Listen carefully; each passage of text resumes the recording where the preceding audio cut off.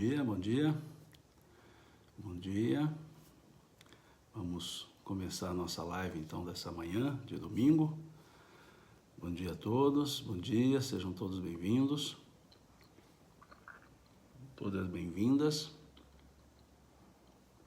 Só aguardar um pouquinho o pessoal entrando para nós começarmos essa nossa live, né? Bom dia a todos, bom dia. Obrigado pelos cumprimentos, bom dia. Só aguardando aqui, ok? Já temos um número bom de pessoas, né? Muito obrigado mesmo, tá? Nós estamos fazendo o estudo das leis morais, creio que hoje nós encerremos a última questão. Trabalhamos na live passada alguns aspectos sobre o egoísmo, né? Sobre a questão das paixões, o egoísmo, e encerramos na questão 917 do Livro dos Espíritos, voltando a dizer que eu não leio todas as questões, né? Nós vamos gradativamente analisando o texto, o tema, né? Mas sem esse cuidado de ler todas as questões, né? Nós trabalhamos o assunto, o tópico, por assim dizer, ok? E então, quando trabalhávamos a questão 917, que eu até disse que depois nós seguiríamos para encerrar com a questão 919, uma das pessoas que assistiu, me desculpe, agora me fugiu o nome, pediu que eu comentasse o comentário de Kardec que ele faz à questão 917. Notadamente, que comentasse sobre o tópico, o assunto que ele fala da educação, né? Ok, então vamos conversar um pouco sobre essa observação que Kardec faz sobre a educação. Porque a pessoa até disse que queria entender melhor o conceito que Kardec trouxe nesse comentário para falar sobre a educação. A questão falava, a 917, né, qual o meio de destruir o egoísmo. E aí nós lemos, analisamos, verificamos algumas coisas interessantes na resposta, e creio eu que a resposta foi tão interessante, tão profunda, tão contundente, diria, que Kardec opta por fazer um comentário, né, por trazer a essa questão um comentário. E então ele faz um comentário falando dessa ideia do egoísmo, falando da ideia de trabalhar para vencer o egoísmo, e num dado momento do comentário, que é o que nós vamos conversar aqui, ele fala da educação como meio, a educação como meio para contribuir para esse processo, por assim dizer, de destruição do egoísmo. Então, diz Kardec aqui, contudo, ela só se obterá, ou seja, essa vitória, né, essa cura para o egoísmo, ele usa o termo cura, então ele diz, contudo, ela só se obterá se o mal for cortado pela raiz, isto é, pela educação. Não por essa educação que tende a fazer homens instruídos, mas pela que tende a fazer homens de bem. Bem entendida, a educação constitui a chave do progresso moral. Quando se conhecer a arte de manejar os caracteres, como se conhece a de manejar as inteligências, poder-se-á endireitá-los como se faz com as plantas novas. Mas essa arte, a educação, exige muito tato, muita experiência e profunda observação. É grave erro acreditar que baste o conhecimento da ciência para exercê-la com proveito. Depois ele diz, faça-se com o moral o que se faz com a inteligência, e ver-se-á que se há naturezas refratárias, também há em maior número do que se pensa as que apenas reclamam boa cultura para tirar bons frutos. Então vamos conversar sobre esse ponto específico que Kardec traz, né, sobre essa questão da educação. Para nós seguirmos aqui nesse comentário de Kardec, nós precisamos de um aspecto ser trazido para nós pensarmos. Kardec, antes de envergar esse pseudônimo, antes de utilizar esse nome, Kardec, ele, com o seu nome, por assim dizer, civil, professor Hippolyte Léon Denisard Rivaio. Professor Rivaio era um educador e foi autor de diversos livros sobre a educação. Ele escreveu métodos educacionais, escreveu sobre a própria pedagogia, escreveu sobre aritmética, astronomia. Ele era um pedagogo, ele era um educador, por assim dizer. E um dos seus livros, que foi aqui trazido para o Brasil, traduzido, né, pela Dora Encontre, é esse, Textos Pedagógicos. Um livro fininho, Textos Pedagógicos, da editora Comênios, né, que eu tive o grato prazer de receber de presente da autora em junho de 2010, me deu de presente. E esse livro, ele traz, ela explica muito bem, ele traz uma proposta que Kardec fez para a educação pública da França. É uma proposta para o ensino público francês, em 1828, ainda com 24 anos. O professor Rivaio, 24 anos, em 1828, ele faz uma proposta para a educação pública da França. E é justamente olhando essa proposta que ele faz, é que nós vamos compreender o que Kardec, anos depois, vai escrever aqui na observação dessa questão 917. Quando ele diz aqui a educação, nós precisamos recorrer ao texto dele, quando ele vai definir o que é educação. E lá ele vai dizer, a educação é a arte de formar o homem, formar o ser humano. A arte de formar o ser humano, de fazer nele eclodir os germes da virtude e abafar os do vício. Vejamos que ele não fala nada em instrução, ele fala em educação. Vejamos o que ele diz, ipsis verbis, aqui nesse livro, Textos Pedagógicos, né? Proposta para melhoria da educação pública francesa. E ele escreve assim, a educação é a arte de formar o homem, isto é, a arte de fazer eclodir neles os germes da virtude e abafar o do vício, de desenvolver sua inteligência e de lhes dar instrução própria às suas necessidades, enfim, de formar o corpo e lhe dar a força e a saúde. Numa palavra, a meta da educação consiste no desenvolvimento simultâneo das faculdades morais, físicas e intelectuais. Então, para o professor Rivaio, Kardec, a educação tinha por fim o desenvolvimento simultâneo, não é um, outro e depois outro. O desenvolvimento simultâneo das faculdades físicas, morais e intelectuais. As faculdades, então, por assim dizer, do conhecimento, motoras e as faculdades morais. Então, por isso aqui é que ele vai dizer, quando se conhecer olha o que ele diz, bem entendida, a educação constitui a chave do progresso moral. Vejam, aqui Kardec chama atenção não para a educação academicista, não para a educação de bancos escolares, no sentido apenas de instruir, mas a educação no sentido estrito da palavra. A palavra educação, ela vem de uma palavra latina, educere, educere, educare, educere. O que é educere? Educere é tirar, é tirar. Veja, educar, educere na escrita, educere, ou educare, é tirar, tirar de dentro. A educação é o processo pelo qual o educando coloca para fora aquilo que ele é, aquilo que ele aprendeu. Esse é o processo.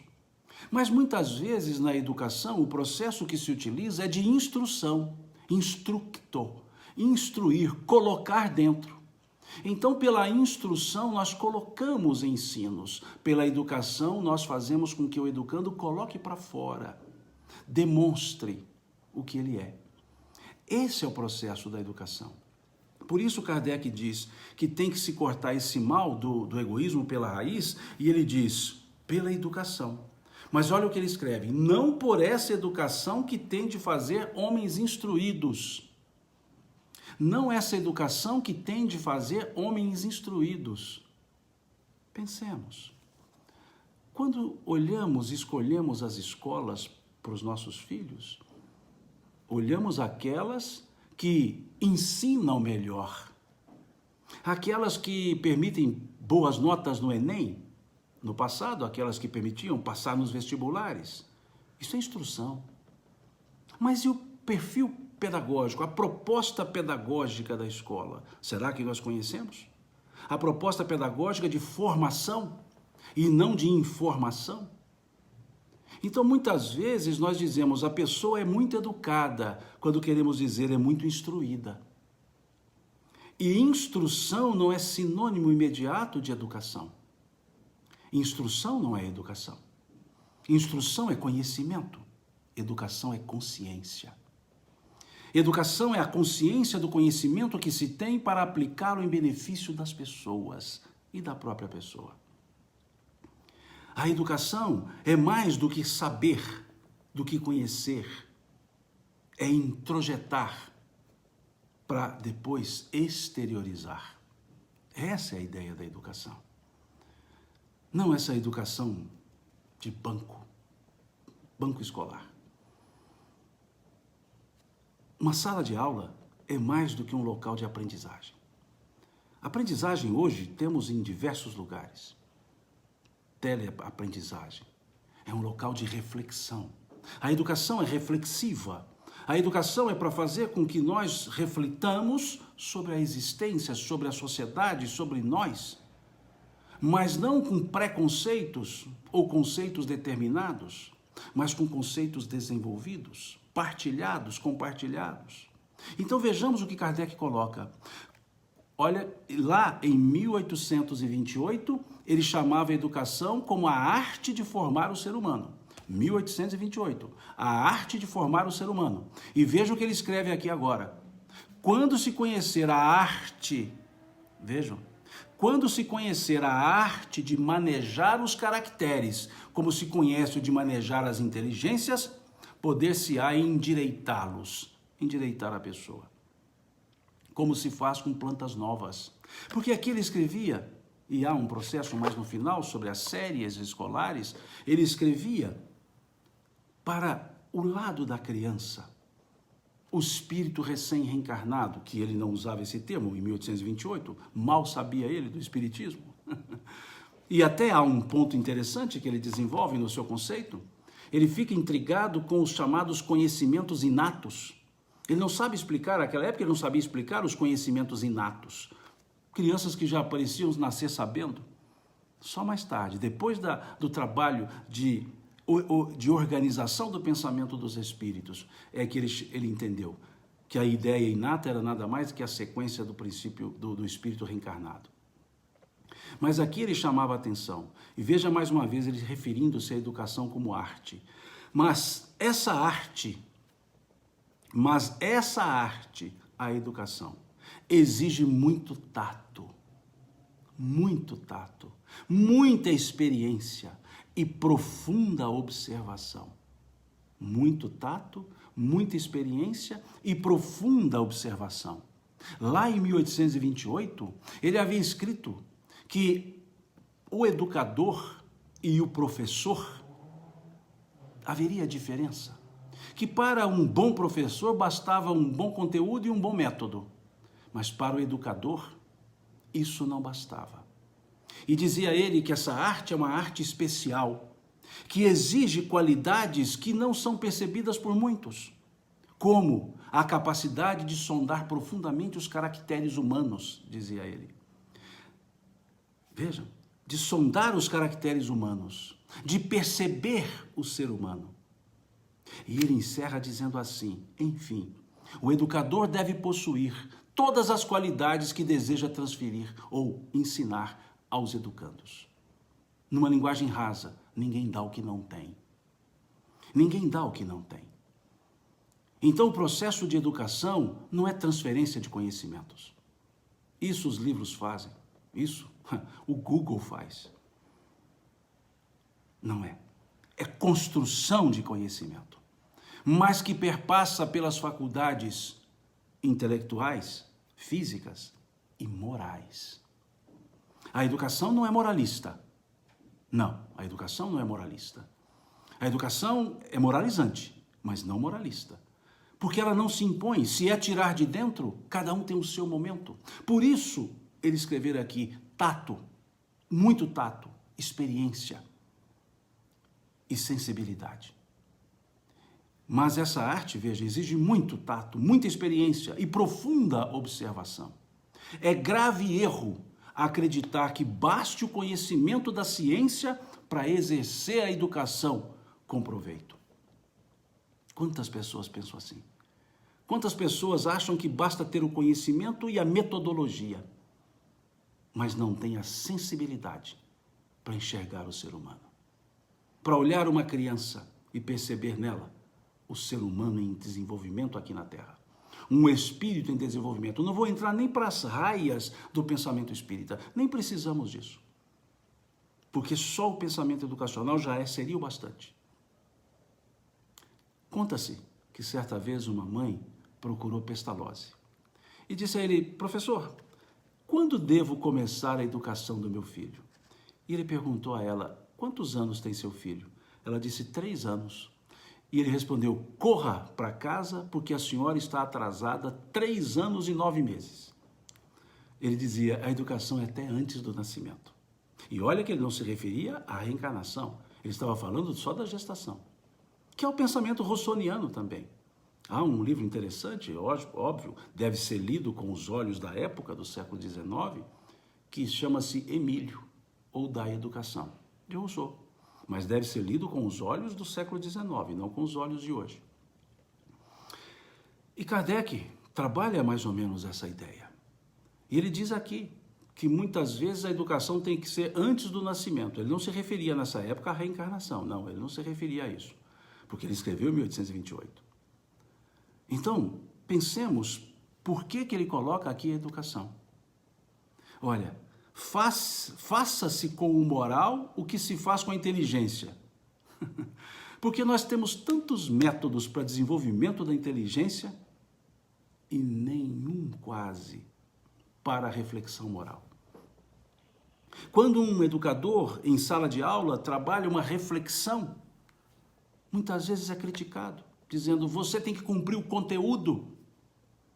Você tem que cumprir o conteúdo. Que conteúdo? O conteúdo está lá. O conteúdo é a educação que está na pessoa, que precisa ser desenvolvida. Então, muitas vezes as escolas cobram dos professores o cumprir o conteúdo programático, que eu prefiro chamar de conteúdo pragmático, e não conteúdo programático. Eu chamo de conteúdo pragmático. Por que pragmático? Porque a educação escolar, muitas vezes, está sobre um pragmatismo e sob um pragmatismo que não permite conversar. Quantas vezes o professor responde assim a uma pergunta que lhe chega: essa matéria não é agora, essa matéria é o 4º conteúdo. Qual é a melhor resposta? Aquela que é dada no momento da pergunta. Eu não posso dizer: essa é a matéria do 4º conteúdo, nós estamos no 2º. Não, nós vamos responder aquela matéria, dizendo: depois aprofundaremos lá, mas é mais ou menos assim, assim, assado. E a pessoa se dá por satisfeita porque foi observada e atendida. E lá, quando chegar o 4º conteúdo, nós diremos: lembra quando você perguntou lá atrás sobre isso, que eu disse assim, assim, assim? Agora vamos aprofundar nisso. Isso é respeitar. Não existe pergunta para ser respondida depois, a não ser que não saibamos. Se não soubermos responder, aí sim. Se não soubermos responder, então nós diremos: eu não sei responder, mas eu vou procurar saber. Eu não sei responder, mas vou procurar saber. Mas se sabemos, por que não respondemos? Porque muitos dizem: não faz parte do conteúdo. Essa é a educação que Kardec está criticando. É essa educação livresca. Hoje não é mais nem livresca. Hoje é, me permita o neologismo, computadoresca. googleesca, me permitam os neologismos. Não, não é essa. Então é por isso que Kardec, nessa observação, nesse comentário que ele faz à questão 917, ele chama a atenção para a educação. Coisa que ele já havia escrito em 1828. Vejamos só. É grave erro acreditar que baste o conhecimento da ciência para exercer a educação. Não. A educação, escreve ele, exige tato, experiência e profunda observação. Profunda observação. Daí tributamos o respeito. Daí tributamos o agradecimento aos professores e professoras das fases infantil e fundamental. Do ensino infantil e do ensino fundamental. Essas são as pessoas. Esses merecem o tapete vermelho, porque estão lidando com os seres espirituais recém-chegados, ávidos por aprender, e têm a alegria de ensinar, não só o conteúdo, mas quando chegamos lá no chamado ensino superior, que muitas vezes de superior só tem o tempo, vai-se para o sistema conteudista e esquece-se do sistema reflexivo. Reflexivo. Nós temos que aprender ou reaprender a aprender. Aprender a ser. Aprender a conhecer e aprender a transmitir. Não sou eu que digo isso. Quem diz isso é o relatório Jacques Delors. Jacques Delors, um relatório da década de 90, que serviu de base para a nossa lei de diretrizes e bases da educação, que estamos longe de cumpri-la, nesse contexto. Aprender a ser, aprender a fazer, aprender a conhecer, aprender a aprender. Relatório Jacques Delors. Vale a pena dar uma lida nesse material, que nós vamos entender bem essa lógica da educação. Então foi isso que a pessoa me pediu, que falasse, que comentasse sobre o que queria dizer Kardec aqui em relação à educação, quando ele faz essa observação. Então desculpe-me mais uma vez por esse parênteses, ou esses parênteses, por essa digressão para a educação, mas é algo que realmente nos importa, nos interessa muito refletir sobre a educação, pensar um pouco mais sobre a educação, principalmente quem tem filhos,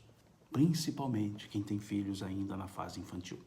E quem é espírita, que sabe que aqueles filhos são espíritos que se confiaram aos pais. Então, que pensemos muito bem nessa arte de formar o ser humano. Mais uma vez, repito, a definição que Kardec dá para a palavra para a educação.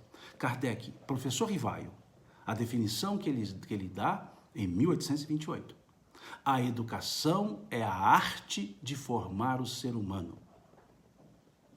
de fazer nele eclodir os germes da virtude e abafar o dos vícios.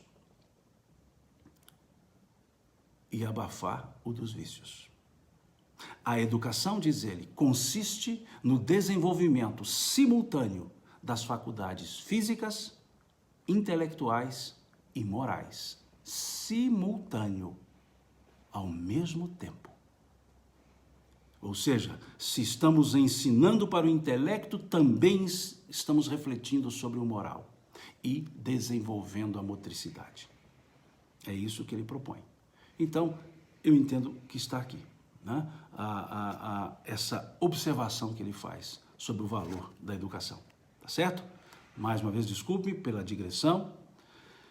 Desculpe-me mesmo pela digressão, mas quando se fala em educação, me toca muito, né? É uma área que eu gosto, que eu me dedico, e nunca me vi professor, mas um colega, um colaborador para juntos aprendermos, juntos nos educarmos. Cada aula aparentemente dada por um professor é uma aula recebida por ele. Porque o que nós aprendemos no convívio com as pessoas, no convívio com os alunos, é algo impagável. Então, tenho sim na educação, como Kardec aqui colocou, tenho na educação a base para todas as reformas sociais, para todas as reformas de pensamento sociais, a educação. E por sermos espíritas, entendemos que essa educação, ela não vem de berço, ela vem antes do berço. A educação vem antes do berço, já no processo de preparação para as reencarnações. E com esse conhecimento reencarnacionista, quantos professores espíritas poderiam estar utilizando-os, não para ensinar proselitistamente, mas para vivenciar e enxergar em cada educando um espírito que voltou à Terra para ter novos conceitos, para viver nova vida. Quanto nós poderíamos contribuir se entendêssemos e pensássemos assim? Se dessemos o empenho que damos para desenvolver o intelecto, desenvolver também o senso moral. Pensemos, educar, edutire, tirar de dentro. Coloquemos para fora isso. E aí sim, mostraremos-nos quão educados somos ou não. Ok? Sigamos então, vamos à questão 919. E aí nós encerramos esse tópico, esse livro terceiro. Se você está saltando questões, sim, eu salto algumas questões. Estou trabalhando por tópicos. E essa questão, a 918, do homem de bem, eu deixo que vocês leiam em casa e reflitam em casa. Mas associem a questão 918 com o capítulo 17 do Evangelho segundo o Espiritismo. Capítulo 17 do Evangelho segundo o Espiritismo, associado com a questão 918. Desculpa, capítulo 17 do Evangelho segundo o Espiritismo, associado à questão 918 do Livro dos Espíritos, ok? E vamos aqui então para a questão 919. Alguém perguntou aqui sobre o livro que eu mostrei, foi esse aqui, Textos Pedagógicos, da Dora Encontre. Na verdade, Kardec, né, ela faz a apresentação, a tradução, é esse livro, né, ela na verdade é esse livro de Kardec, Proposta para a Melhoria da Educação Pública, editado em 1828, quando Kardec tinha 24 anos, veja, editado em 1828, quando Kardec tinha 24 anos.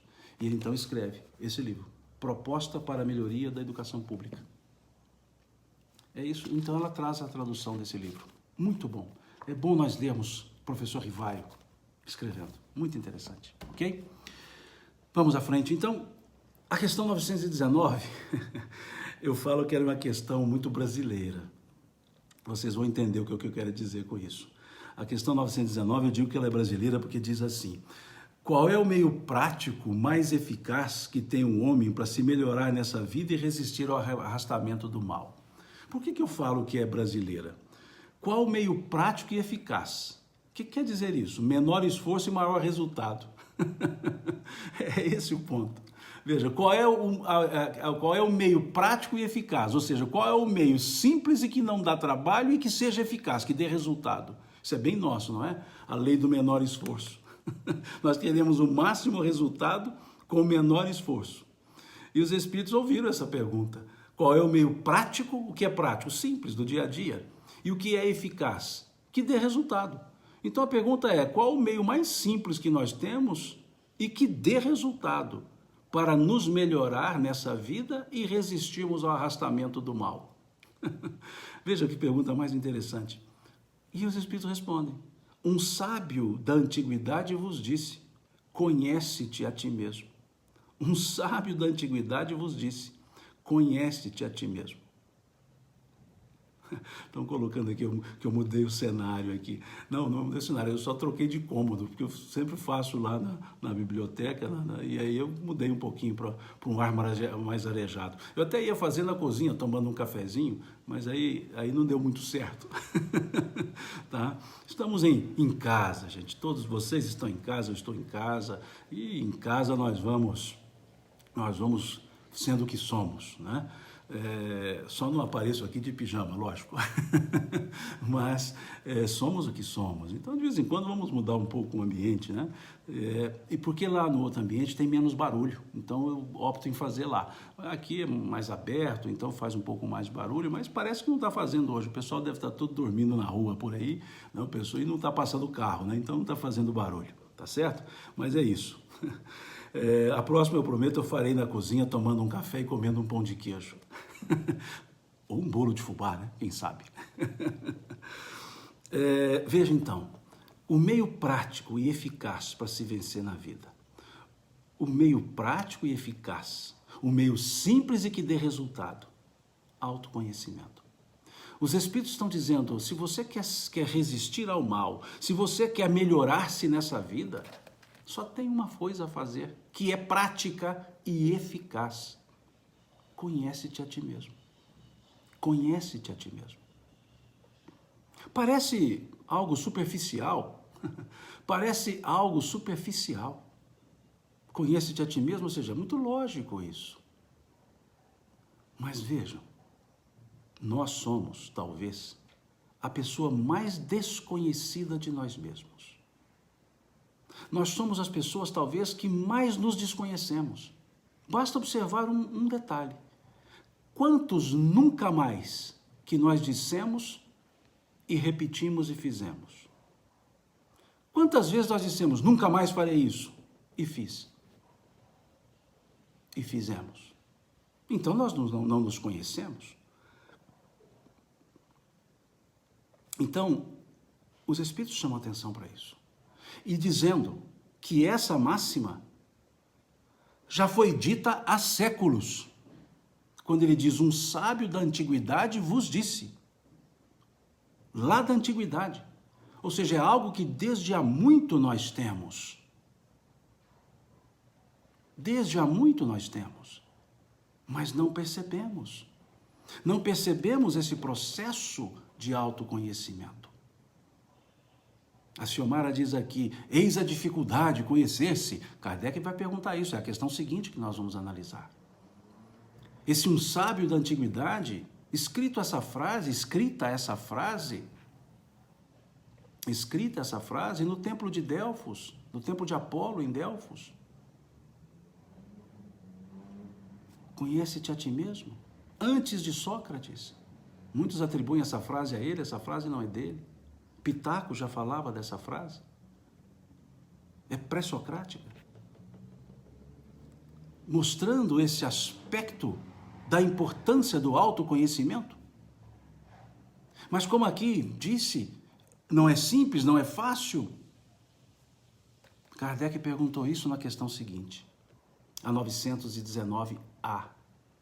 A 919A. Compreendemos toda a sabedoria desta máxima, mas a dificuldade está precisamente em cada um conhecer-se a si mesmo. Qual o meio de consegui-lo? Conhecer-se a si mesmo, qual o meio de consegui-lo? E eles respondem. Ele responde. Essa resposta é dada pelo Espírito Santo Agostinho, aqui encarnado como Agostinho de Hipona. Fazei o que eu fazia quando vivi na terra. Ao fim do dia, interrogava a minha consciência, passava em revista o que havia feito e perguntava a mim mesmo, se não faltara algum dever, se ninguém tivera motivo para se queixar de mim. Vejam que interessante. Fazer o que eu fazia quando vivi na terra. Ao fim do dia, interrogava a minha consciência.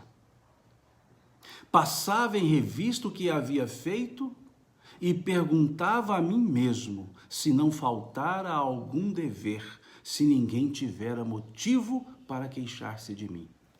Quando ele fazia isso? Todos os dias.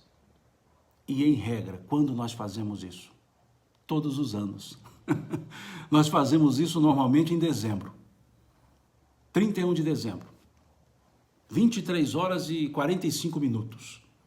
E aí vamos dizer assim, deixa eu fazer uma análise de consciência. Deixa eu repassar a minha vida para eu me organizar para o próximo ano. E aí em 31 de dezembro, Nós nos perguntamos, o que eu fiz dia 2 de fevereiro? Não faço a mínima ideia. 15 de março, muito menos. 16 de junho, não me lembro. Um ano é muito tempo. Santo Agostinho propõe que essa análise seja feita diariamente. Porque se eu me perguntar o que eu fiz às 9 da manhã, eu saberei dizer. E diariamente nós recobramos forças. É como se refizéssemos os nossos propósitos diariamente e não anualmente.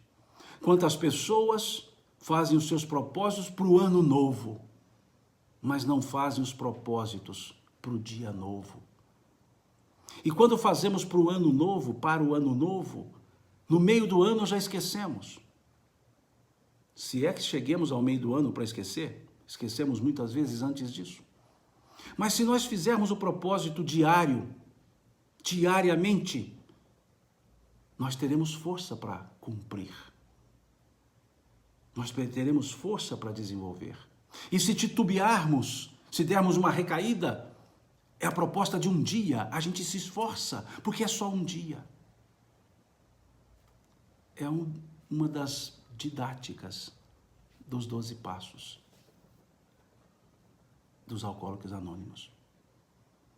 Hoje, dizem eles, hoje eu não beberei. Hoje.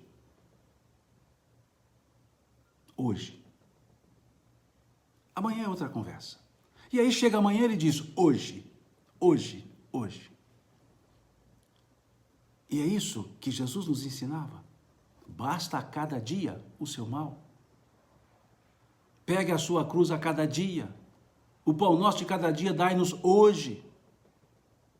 O apóstolo Paulo dizendo, não se ponha o sol sobre a vossa ira, ou seja, não deixe o dia acabar com você ainda sem se resolver. Então é esse ponto, diariamente. Se nós pararmos e olhar para nós mesmos diariamente, nós teremos mais força para seguir os propósitos, principalmente aqueles propósitos que exigem determinação, renúncia de si mesmo em prol do benefício de muitos. E ele segue. Foi assim que cheguei a me conhecer e a ver o que em mim precisava de reformar. Aquele que todas as noites recordasse todas as ações que praticara durante o dia e perguntasse a si mesmo o bem ou o mal que houvera feito, rogando a Deus e ao seu anjo de guarda que o esclarecessem, adquiriria grande força para se aperfeiçoar, porque, crede-me, Deus o assistirá. Veja, adquiriria grande força para se aperfeiçoar. Adquiriria grande força para se aperfeiçoar. Os verbos aqui, tudo no futuro imperfeito. Mas, quando diz, crede-me, Deus o assistirá. Poderiam, na sequência da frase, ter dito, poderia os Espíritos, ou poderia o Espírito Santo Agostinho, na sequência da frase, dizer, Deus o assistiria, mantendo o futuro do imperfeito. Mas não. Quando fala Deus o assistirá, futuro do presente.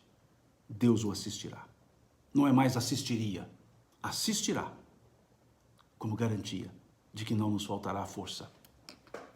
Nós já vimos isso quando analisamos outras questões. E segue Santo Agostinho. Portanto, questionai-vos, interrogai-vos sobre o que tendes feito e com que objetivo agiste em dada circunstância. A pergunta não é só o que fizemos, é por que fizemos, para que fizemos. O porquê, o para quê, só nós sabemos. O que fizemos, as pessoas veem. O porquê e o para quê, só nós. E ele propõe isso. O Tiago diz aqui, na tradução está assistiria. Sim, esse é o detalhe das traduções. A doutora Marlene fez essa observação ontem. E até me mandou uma mensagem com o texto francês. Muito bem colocado por ela, como eu sempre digo a ela. As observações que ela faz para mim são sempre pertinentes e muito usuais, muito importantes. Por isso eu estou chamando a atenção para essa tradução do assistirá. Porque é mais forte o futuro do presente do que o futuro imperfeito. É muito interessante. né? Então o Guion traduz assistiria, o Salvador Gentili talvez, mas essa do Noleto eu achei interessante ele ter traduzido por assistirá, ele traduzir assim. Porque tem mais a ver, em termos semânticos, tem mais força. A semântica é mais forte do assistirá do que o assistiria. Mas é tradução, só isso, ok? E ele continua. Perguntai-vos, ele segue, se fizeste alguma coisa que censuraríeis, se feita por outrem, se praticaste alguma ação que não ousaríeis confessar. Perguntai ainda isso. Se aprovesse a Deus chamar-me nesse momento, teria que temer o olhar de alguém, ao entrar de novo no mundo dos espíritos, onde nada está oculto? Examinai o que podeis ter feito contra Deus, depois contra o vosso próximo e, finalmente, contra vós mesmos. E aqui vem a frase mais interessante. As respostas acalmarão a vossa consciência ou indicarão um mal que precise ser curado. Aqui é colocado da tradução, né, que o Herculano traduz como assistirá. A tradução que eu uso é essa do Noleto, Evandro Noleto. É uma tradução comemorativa aos 150 anos.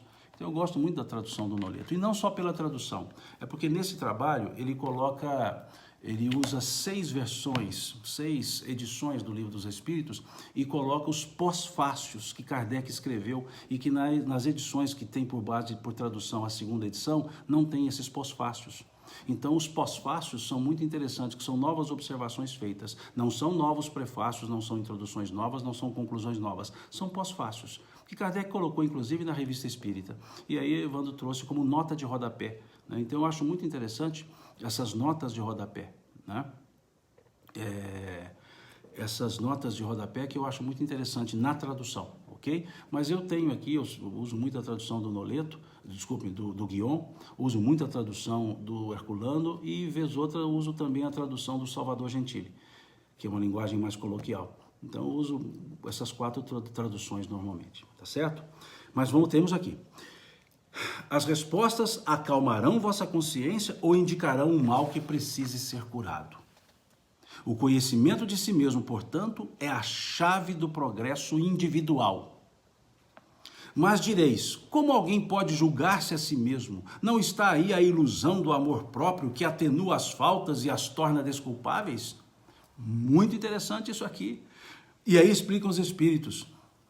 Continua o espírito dizendo Santo Agostinho. Não está aí a ilusão do amor próprio que atenua as faltas e as torna desculpáveis? O avarento se considera simplesmente econômico e previdente. O orgulhoso acredita ter apenas dignidade. Veja as desculpinhas que nós achamos. Não, eu não sou avarento, eu só sou previdente. Eu não sou orgulhoso, eu só tenho um amor próprio desenvolvido. Sofismas. São sofismas. E aí ele diz... Tudo isso é muito certo, mas tendes um meio de controle que não vos pode enganar. Quando estiverdes indecisos sobre o valor de uma das vossas ações, perguntai como a qualificaríeis se praticada por outra pessoa. Se a censurais nos outros, ela não poderia ser mais legítima, caso fosse... Desculpe, acabei pulando aqui. Se censurais nos outros, ela não poderia ser mais legítima caso fosseis o seu autor, ou seja, se praticada por nós mesmos. Porque Deus não usa de 2 medidas na aplicação de sua justiça. Procurai também saber o que pensam os outros e não desprezeis a opinião dos vossos inimigos, já que estes não têm nenhum interesse em disfarçar a verdade, e Deus muitas vezes os coloca ao vosso lado como um espelho, a fim de que sejais advertidos com mais franqueza do que faria um amigo. Aquele, pois, que tem... Prestemos atenção nessa frase. Aquele, pois, que tem o sério desejo de melhorar-se, perscrute a sua consciência, a fim de extirpar de si as más tendências. Aquele que tem o sério desejo de melhorar-se. Não é só um querer de melhorar, sério desejo. Como arranca as ervas daninhas do seu jardim. Faça o balanço de sua jornada moral, avaliando a exemplo do comerciante seus lucros e perdas, e eu vos garanto que o lucro sobrepujará os prejuízos. Se puder dizer que foi bom o seu dia, poderá dormir em paz, e aguardar sem temor o despertar futuro na outra vida. Formulai, portanto, a vós mesmos perguntas claras e precisas, e não temais de multiplicá-las. Pode-se muito bem consagrar alguns minutos para conquistar a felicidade eterna. Não trabalhais todos os dias com vistas a juntar haveres que vos garantam repouso na velhice? Esse repouso não é objeto de todos os vossos desejos, o fim que vos faz suportar fadigas e privações passageiras? Pois bem, o que é esse descanso de alguns dias perturbado pelas enfermidades do corpo em comparação com o que o espera o homem de bem? Não valerá a pena fazer alguns esforços? Sei que muitos dizem que o presente é positivo e o futuro é incerto. Ora, é exatamente essa ideia que estamos encarregados de destruir em vossas mentes, pois desejamos fazer que compreendais esse futuro, de modo a não restar nenhuma dúvida em vossa alma. Foi por isso que primeiro chamamos vossa atenção por meio de fenômenos capazes de ferir-vos os sentidos, e agora vos damos instruções, cada um de vós está encarregado de espalhar. Com esse objetivo é que editamos o Livro dos Espíritos. Santo Agostinho falando isso. Não, é uma pergunta que vale uma live só para ficar nela, só para ficar nessa live, ficar nela, aprofundar nela, que o tempo não nos permite, mas que vale a pena nós aprofundarmos nessa questão. Aqui ele diz então, para que façamos esse processo diariamente, para que nos perguntemos o que e por que e para que fizemos, para que coloquemos questões claras para nós mesmos, que não nos enganemos a nós mesmos, que não sejamos sofismáticos conosco. Aqui ele está dizendo para que não tememos de multiplicar as perguntas, como as crianças fazem, quando estão naquela fase dos porquês. Por que é assim? Você responde, ela fala, mas por quê? Você responde, ela fala, mas por quê? Você responde, ela fala, mas por quê? E por quê? E por quê? E por quê? E por quê? Até que, no auge da paciência materna e paterna, dizemos assim, porque é assim e pronto. Mas os espíritos não fazem isso. Eles não chegam nesse ponto de porque é assim e pronto. Não. Eles vão continuando nos explicando os porquês. Mas nós precisamos nos perguntar por quê. Porque muitos porquês pode nos ajudar a redirecionar caminhos. Aqui está colocando que o trem nos chamando para não perder a hora. É o trem que passou aqui agora há pouco. Eu já disse isso aqui outras vezes. Onde eu moro fica próximo à linha férrea, né? Próximo em termos, né? Até não fica tão próximo. Mas o som, né? O som vem com tudo, né? E como aqui o apartamento está no 13º andar, então parece que o som sobe, né? E o trem passa aqui na minha porta, vamos dizer assim, quase que na minha sacada. Então esse caso aqui é trem mesmo, viu? É um trem de ferro, não é o trem mineiro, que também é um trem mineiro, né? Um trem de ferro. Então vejam, essa questão ela é importante. Esse autoconhecimento. Aqui ele propõe o autoconhecimento pela autoanálise, mas nós também temos a possibilidade do autoconhecimento pela dor, que nos faz pensar melhor, e principalmente pelo convívio com o semelhante. Eu diria que a oportunidade mais prática que nós temos de autoconhecimento é o convívio com o semelhante, onde nós podemos observar as nossas reações, nós podemos observar a nossa maneira de agir, e não observar as ações do semelhante, mas as nossas ações. Então pensemos nisso. E não percamos a oportunidade, não percamos o tempo de autoconhecer. Que façamos isso diariamente, já a partir de hoje. Quando formos deitar, formos dormir, passemos o nosso dia em revista. Avaliemos o que nós fizemos, o que nós não fizemos, o que nós pensamos, o que nós não pensamos, mas por que nós fizemos assim? Por quê? Por que é importantíssimo? E aí teremos respostas que serão forças para nós, para os nossos dias.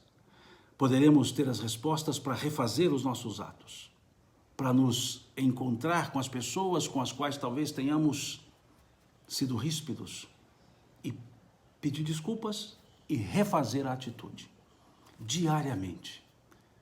É tão menos tempo para a gente poder resolver do que esperar um ano, uma vida, vamos dizer assim. Façamos isso diariamente. E com essa questão, então, nós encerramos o livro terceiro, que foi a proposta do nosso estudo. Foi a proposta que fizemos, não sei há quanto tempo, mal sei quantas lives nós tivemos, da questão 614 à questão 919A. 305 questões, que não lemos todas, óbvio. E assim encerramos esse nosso livro terceiro, que para mim foi muito importante estudar com vocês. Foi muito legal estudar com vocês. Esse livro que eu reputo um dos mais profundos do Livro dos Espíritos, o livro terceiro. O livro primeiro fala da origem, o livro segundo do mundo espiritual, o livro quarto das penas e gozos futuros, das esperanças e consolações. E o livro terceiro é um livro que nos faz refletir, é um livro reflexivo sobre o nosso dia a dia, sobre o nosso viver, o nosso conviver. Então foi dentro dessa ideia que nós propusemos esse estudo do livro terceiro, do Livro dos Espíritos, e que hoje encerra. Fica um arzinho assim de término, né? Pelo menos para mim está ficando, né? Esse arzinho de término, né? Já terminamos. Fica assim, até embarga um pouquinho a voz aqui ao falar isso, né? Porque a gente acaba criando um certo relacionamento sem nunca saber quem são as pessoas, a maioria delas, mas quando vemos aqui o número de pessoas e a gente trocando ideias, né, e a gente podendo estudar com naturalidade, sem nenhum atavismo, sem método, apenas estudando, né, apenas refletindo, lendo, combinando, né. É isso aí, né? Então agradeço a vocês pela jornada, né? pela odisseia que fizemos estudando esse livro terceiro. Para mim foi muito agradável, foi muito bom mesmo, né? E vejo aqui algumas pessoas colocando para continuarmos, vamos pensar, né? Eu acho que eu já cansei muito a paciência de vocês aí com esses estudos todos, né? Desse tempo todo. Tem o livro quarto, né? Que é das Esperanças e Consolações, que é um livro interessante também. Vamos pensar, né? Vamos pensar. A questão não é disponibilidade minha, né? Eu acho que para o trabalho espírita, para o serviço ao Cristo, disponibilidade é a única coisa que não pode faltar.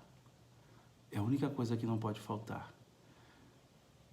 Disponibilidade para dizer sempre, quando vier aquela pergunta do Cristo na consciência nossa, a gente poder dizer, eis-me aqui, Senhor.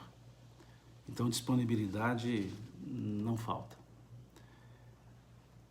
Se tiver que fazer escolha entre servir aqui ao Cristo pelas hostes espíritas e quaisquer outros deleites pessoais, fica aqui no servir ao Cristo. Fica aqui no servir ao pensamento espírita. Significa muito para mim, muito mesmo. E não vou abrir mão desse compromisso, né? Interno, pessoal. Não é compromisso formal nenhum, compromisso pessoal com o Cristo. Né? Tá certo? Então vamos para frente, né? E vamos pensar, vamos avaliar, se vocês não se cansarem, se vocês ainda quiserem, nós podemos sim, são mais ou menos 100 questões só, nós já fizemos 320 quase, então talvez nós façamos, vamos sim, talvez a próxima semana, esse livro quarto, Esperanças e Consolações, né? Que vai falar da felicidade terrena e depois da felicidade futura, né? Vamos pensar, eu posto essa semana, né, se a gente for seguir, e se caso for seguir, fica aqui o convite para que nos acompanhe, para que continuemos nossa amizade virtual, né? Nossa sala virtual. Mas de todo jeito, quando encerra aqui, para mim dá um arzinho assim de, sei lá de quê, né? De certa forma, encerramos um livro. Mas se vamos começar o outro, bola para frente, Deus abençoe, vamos seguindo, né? Vamos lá. Gente, muito obrigado, tá? Um bom domingo para vocês. Obrigado pelos que seguiram essa odisseia, essa saga, né, de estudos. Muito obrigado mesmo de coração. Foi muito bom, foi muito gostoso a gente poder estudar juntos, tá? E se for possível, se a gente conseguir, disponibilidade sempre terei para servir ao Cristo. Nós seguiremos, vamos lá, tá certo? Deus abençoe a cada um, Deus abençoe a família de vocês, Deus abençoe as nossas famílias, Deus abençoe a nós mesmos, que tenhamos um ótimo domingo. Deus lhes pague, Deus lhes pague, Deus lhes pague pelo carinho demonstrado, pela atenção dispensada. Obrigado mesmo e até a próxima oportunidade, quem sabe a semana que vem, tá certo? Muito obrigado, fiquem com Deus.